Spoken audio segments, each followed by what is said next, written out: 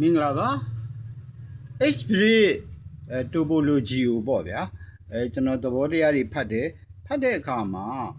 ကျွန်တော်တခါလေကြတော့လက်တွေ့ဆင်ကြည့်ခြင်းတယ်ဗျာလက်တွေ့ဆိုတာကကိုယ်စိတ်ကူးနဲ့ကိုယ်ပေါ့ဗျာเนาะသူပြောတဲ့ theory ပေါ့ theory တော့မဟုတ်ပေါ့ဗျာသဘောတရားအတိုင်းကိုလုပ်ကြည့်မယ်သူတို့ရဲ့အခက်အခဲတွေဘာရှိလဲဘာညာဆိုတာကိုဒီဇိုင်းနဲ့ကိုဆင်လိုက်တဲ့အခါကျတော့ပိုသိတယ်เนาะနောက်ပြီးတော့ကျွန်တော် simplify ဖြစ်မယ်ဗျာပစ္စည်းအနည်းဆုံးဖြစ်အောင်လုပ်ချင်တယ်လုပ်လိုက်တဲ့အခါမှာဘာအခက်အခဲတွေရှိတယ်ဘယ်လိုဖြစ်လဲအခုဒီ H-Breed ရဲ့ topology မှာသူကmicroprocessor နဲ့မောင်းနေကြတယ်ဗျမောင်းနေဆိုတော့ချိန်နှုန်းမြင့်နေအတွက်ပေါ့ဗျာကျွန်တော်ချိန်နှုန်းနှိပ်လုပ်မယ်ဆိုရင် microprocessor မပါဘူးH-Breed ကို drive က၄ခုရှိတယ်ဗျာအဲ့ဒါကိုလည်းကျွန်တော်သိတယ်ဗျာချိန်နှုန်းနှိပ်နဲ့စမ်းကြည့်မယ်ပေါ့ဗျာbootstrap တွေရောဒီ H-Breed အလုပ်လုပ်ပုံလည်းသိအောင်ပေါ့ဗျာအခြေခံပစ္စည်းလေးတွေနဲ့စမ်းမယ်မောင်းတဲ့ driver က၄ခုရှိရမယ်ဟာကိုကျူနဲ့ကျူပါထုတ်တဲ့ဟာနှစ်ခုသုံးပြီးတော့เนาะ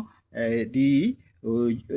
အပြိုင်သွင်းလိုက်တာပေါ့ဗျာအဲ့၄ခုเนาะသွင်းပုံသွင်းနည်းလေးပြောပြမယ်နော် H-Breed ရဲ့ design လေးကိုကျွန်တော်ပြောမယ်เนาะဒါကကိုယ်တိုင်စမ်းပြီးတော့ကိုယ်တိုင်ပစ္စည်းတွေလောက်ထားတဲ့ set ပေါ့ဗျာအဲ့ဒါကိုကျွန်တော်ကAI ကိုမေးလိုက်တဲ့အခါကျတော့ပုံလေးကတော့ AI ပုံဆွဲခိုင်းတော့ပုံလေးကတော့လှပါရဲ့ဒါပေမဲ့မမှန်ဘူးဗျဘာမမှန်လဲဆိုတော့ဒီ bootstrap capacitor တပ်ပုံတွေမမှန်ဘူးเนาะဒီဟာက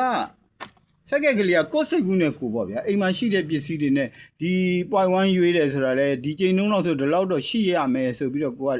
မှန်းပြီးတော့ချတာပေါ့နော် 1K ဆိုတာလဲကျွန်တော်ကဘာပြောရွေးလဲဆိုအိမ်မှာရှိတာရဲ့နောက်တမိုးမြင့်မြင့်လေးဗျ100 ohm လောက်ထည့်ရင်အန်တယ်ရှိမှဆိုလို့မြင့်မြင့်ထည့်တယ် 47K မဟုတ်ဘူးဗျဒါ 47K မဟုတ်ဘူးကျွန်တော်လက်တွေ့သုံးတာ 10K တွေဗျအဲ့လိုသုံးလိုက်တယ်ဘာလို့ဆို 10K ကိုဂိတ်နဲ့ဆိုကြားမှာခွာရင်တမိုးနဲလေဒီ FED ကိုအန်တယ်ထိခိုက်မှုနဲတာပေါ့ဗျာ theory အဆိုရင်တော့ဒီဟာခက်မြင့်မြင့်အုံးများသုံးရတာပေါ့နော်